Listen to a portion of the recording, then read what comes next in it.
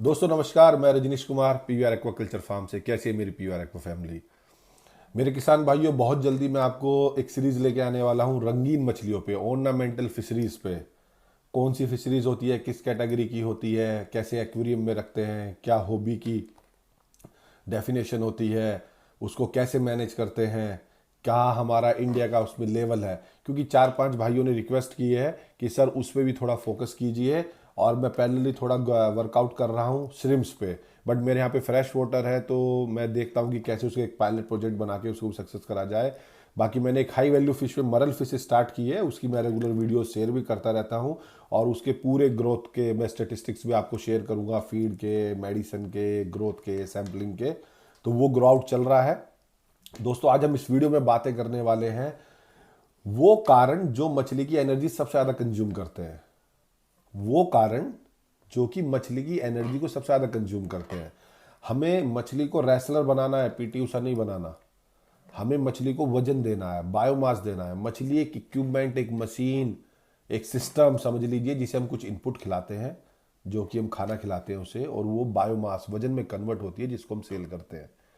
तो फिश एक हमारा सिस्टम है, एक लेमन लैंग्वेज में, जिसको हमें कुछ खाना खिलाना है, उसका वजन बढ़ेगा, उसको हम सेल करेंगे। तो हमें उन कारणों पे बात करेंगे इस वीडियो में कि जिन कारणों से मछली की एनर्जी बहुत ज़्यादा कंज्यूम होती है, जिसको हमें ध्यान रखना चाहिए।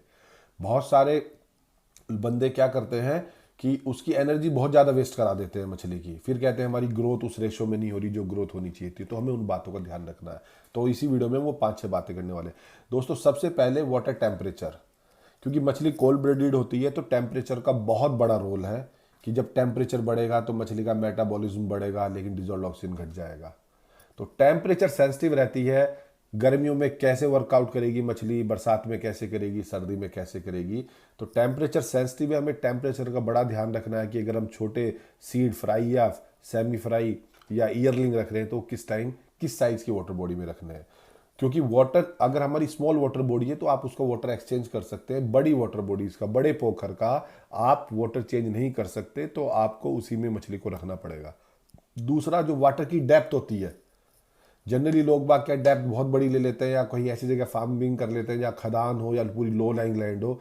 दोस्तों हम जो depth average 6 feet average standard रखते हैं, उसका लॉजिक है सनलाइट की पेनिट्रेशन है, वहां तक के हमारे एक्वेटिक प्लांट्स होते हैं जो ऑक्सीजन जनरेट करते हैं।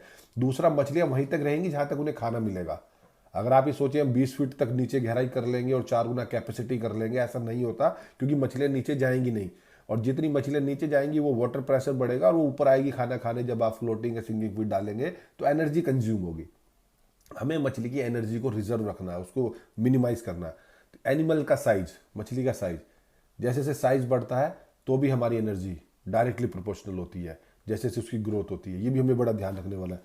जो उसके फिजिकल चेंजेस होते हैं मछली के, कि ये अभी मछली जो थी, फिश थी, अब ये ब्रूड कन्वर्ट हो गई, अब उसके एग्स आ गए हैं पेट में। तो उस टाइम जो उसका फिजिकल चेंज हो रहा है, उस पर भी हमारी सबसे ज़्यादा एनर्जी कंज्यूम होती है। जैसे एक इंसान के हार्मोन्स चेंज होते हैं, ऐसे ही डायरेक्टली फिश पे भी वही कोरिलेट होता है। तो ये बहुत ही छोटी छोटी बातें होती हैं जो हमें किसान भाई को पता होनी चाहिए कि उसकी मछली का साइज क्या चल रहा है, वो कितना फीड दे रहा है, कितनी डेप्थ दे रहा है। जनरली लोग बाग जो फिश होती हैं वो डार्क नाइट में रेस्ट मूड में रहती हैं। तो लाइट एक्सपोजर भी एक वन ऑफ द पैरामीटर है मछली की एनर्जी कंज्यूम करने में। डे टाइम में लाइट का एक्सपोजर बहुत ज़्यादा होता है, नाइट में नहीं होता है। तो बहुत सारे फार्मर नाइट में खाना खिलाते हैं। ये लॉजिक समझ में नहीं आता, लेकिन कोई भी स्टैटिक्स, कोई भी ऑर्डर ऐसा नहीं मिला कि नाइट। हमें फोकस करना है मछली की एनर्जी मिनिमम। वो जो भी लगाए, एनर्जी वेस्ट हो, बस वो स्विमिंग करे। स्विम करेगी तो ग्रोथ फास्ट होगी। वो अननेसेसरी चीजों में अपनी एनर्जी वेस्ट बिल्कुल ना करे। वाटर फ्लो, वाटर फ्लो जहां पे होगा, फ्लोइंग वाटर में आपने देखा होगा केज कल्चर में फैट कंटेंट ज्यादा होता है फीड का। जो फीड इन हमारा रहता है उसमें फैट कंटेंट ज्यादा रहता है कंपैरिजन टू स्टेशनरी वाटर। क्योंकि जो फ्लोइंग वाटर है, फ्लोइंग वाटर से भी उसको मछली को विपरीत डायरेक्शन में भाव के रहना है, तो वहां भी हमारी ज़्यादा एनर्जी कंज्यूम रहेगी। हमें फोकस करना है अपने कल्चर को एक बेस्ट प्रैक्टिसेस की तरह देखें कि टेम्परेचर ध्यान में रखें, वाटर का फ्लो ध्यान में रखें, वाटर की डेप्थ ध्यान में रखें, लाइट का ध्यान में रखें, उसका क्या क्या किस साइज का स्ट्रोक क्या है, कब उसमें क्या चेंजेस हो रहे हैं, ये ध्यान में रखें। हमें एनर्जी को उसको रिजर्व रखना है, उसको बचाना है। मिनिमम कंज्यूम हो उसकी एनर्जी, तो जिससे कि उसकी मछली की ग्रोथ अच्छी होगी, जिससे कि उसकी सर्वाइवल अच्छा रहेगा, जिससे उस क्या होगा, फास्ट उसके डेज ऑफ कल्चर, डीओसी जिसको बोलेंगे, वो कम हो जाएंगे।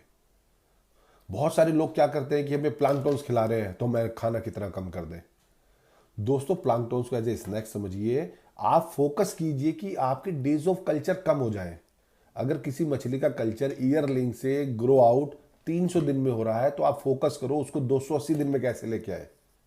आप ये फोकस मत करो कि वो 300 दिन में ही हो, लेकिन जो खाना लग रहा था 1 किलो वो लग जाए 500 ग्राम। ऐसा नहीं, आप खाना 1 किलो दीजिए, क्योंकि जब वो लास्ट में पीक टाइम में होगी तो मिनिमम खाना कंज्यूम करेगी। मतलब आपने अगर 20 दिन भी डेज ऑफ कल्चर कम कर दिए तो आपने 20 दिन का फीड सेव कर लिया। बने रहे अपने पीवीआर एक्वा यूट्यूब चैनल पर और बहुत छोटी से छोटी बातों को जाने। और जो मेरा वीकेंड का लाइव सेशन रहता है उस पर ज़्यादा से ज़्यादा लोगों को इनवाइट कीजिए, जिससे वो अपनी क्वेरीज, अपने क्वेश्चंस रख सके। और अगर कोई क्वेश्चन मेरे को नहीं मालूम होगा तो ऑनेस्टली स्पीकिंग मैं उसे स्टडी करूंगा, किसी से डिस्कस करूंगा, साइंटिस्ट से, फिर मैं आपको उसका सोल्यूशन जरूर दूंगा, जिससे हमें इस कम्युनिटी को बढ़ाना है, क्योंकि तभी हमारी फार्मर्स की इनकम डबल होगी। एंटरप्रेन्योर्स तो कुछ कर ही लेंगे, लेकिन हमारा फोकस है कि हमें ग्राउंड लेवल पे नंबर ऑफ फार्मर्स बढ़ेंगे, तभी प्रोडक्शन बढ़ेगा, एम्प्लॉयमेंट बढ़ेगा। धन्यवाद।